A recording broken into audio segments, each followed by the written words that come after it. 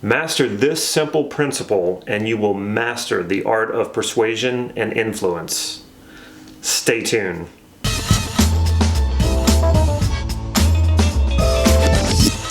Hey, this is Damon from NLP Gym, bringing you cutting-edge Neuro Linguistic Programming tools and techniques so that you can create the life that you desire. So if that sounds good, please click subscribe to this YouTube channel and hit the bell so you can get these videos on a regular basis. What I'm about to give you is a very simple understanding, but don't be fooled by its simplicity. This is something you can meditate on for the rest of your life. I'm still meditating on it, and I'm still going deeper and deeper with this understanding. And that is basically this.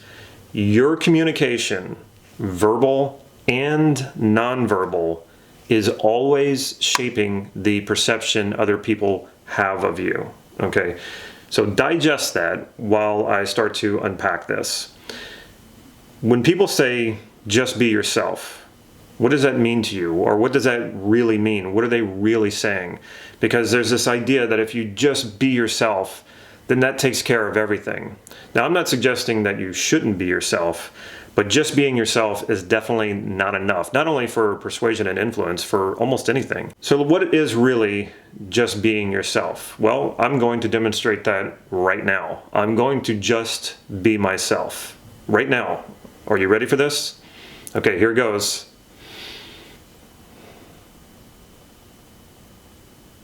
What did you think? How was it? It was pretty amazing, wasn't it? No, it wasn't. It wasn't amazing at all. And you certainly wouldn't keep watching this video if I just stood there and was myself the whole time. Unless maybe I was a gorgeous model, which I am not. So you're not going to keep watching this video if I just stood there being myself.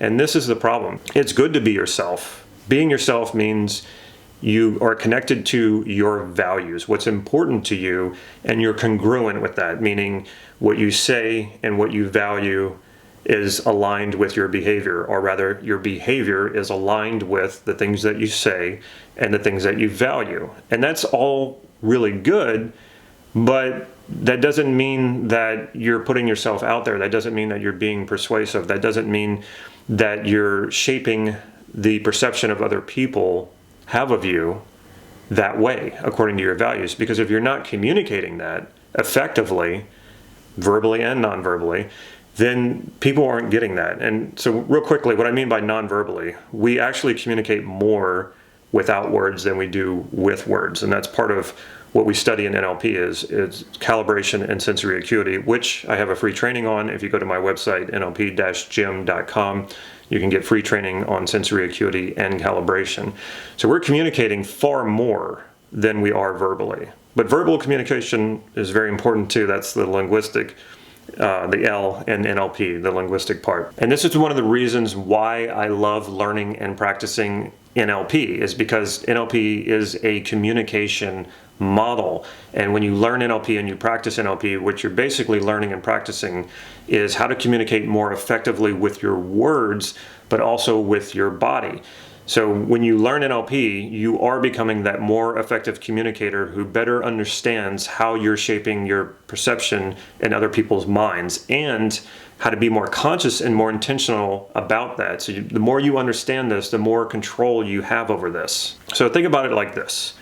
If you were just yourself and you're not communicating effectively, people aren't going to know who you are. They're not going to know what it is that you value, and they're not going to know that your behavior is congruent with your values and that you're a solid person who is themselves and uncompromising. You have to have a way of communicating that. So think about it like this. I can start a business in my basement, but if I don't market that business, who's going to know I even have a business? And if I don't market that business, and if nobody knows that I have a business, nobody's going to buy anything from me. So as communicators, we need to communicate who we are effectively to other people so that they have the perception of you that you want them to have. Now, this is, like I said, a simple understanding, but it has endless depth to it. The more you can understand this, the more you can understand how you're shaping your perception of yourself in other people's minds, this is the game changer. This changes everything.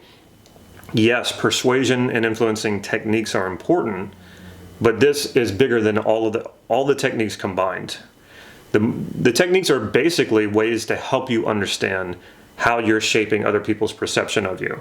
So practicing those techniques is one way that you can get in touch with this and to understand it. It's also understanding people's feedback, verbal and nonverbal. So you're communicating verbally and nonverbally. You also need to be watching the nonverbal communication, which is feedback that people are giving you. And you also need to, of course, listen to what they're saying verbally. When it comes to being yourself, I think most people really don't even know what they're saying when they say that. When they give that as advice to people, when they say, just be yourself, I don't really think they understand what they're saying. And when someone thinks to themselves, I'm just going to be myself, I don't think they really understand what that means either. So get clear about that first. What it basically means is you know your values and you've aligned your values, or you've aligned your behavior with your values. That's what being yourself is, and you're not compromising that. So if you're being yourself, it means you're not compromising your values, and your behavior doesn't contradict your values, and it doesn't contradict what you're saying. So if I say one thing and I do another, okay, I'm not being myself. First, be clear about that. Then understand that the way that you communicate shapes the perception other people have of you. And this is really important to understand, because the more you keep this in your mind and hold this in your consciousness as you communicate, the more you're going to start to understand what is it the perception people have of you. And you want to be open to that feedback.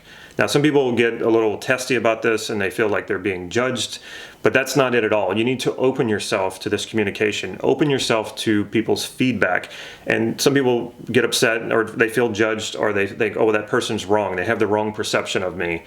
Take responsibility for that. Take responsibility for that person's perception of you, because something you communicated or some way that you communicated helped shape that perception of you. So sure, their perception of you might not line up with your perception of yourself, but who's really right? This is 100% subjective. There is no one who can step in and be a judge and say, this is the correct perception of you. You can't judge that, and other people can't judge that. So it's purely subjective, which means the best thing to do is to completely take this on as your responsibility. If someone has a perception of you that you feel is incorrect, take responsibility for that, and then work toward helping shape the perception you want them to have of you. Now, some people might say, well, that's manipulative, but it's going to happen anyway. They're going to have a perception of you, and it's going to be based on how you communicate to them. So why leave this up to chance? Don't leave it up to chance. Be as in control of your communication, and be as intentional with your communication as you can possibly be, so that you do shape other people's perception of you. When it comes to any type of persuasion and influence, whether that's dating, sales, or any type of negotiation, what you want to do is you want to shape that person's perception of you in a way that fits with their needs without compromising your own values. So I'm going to say that again.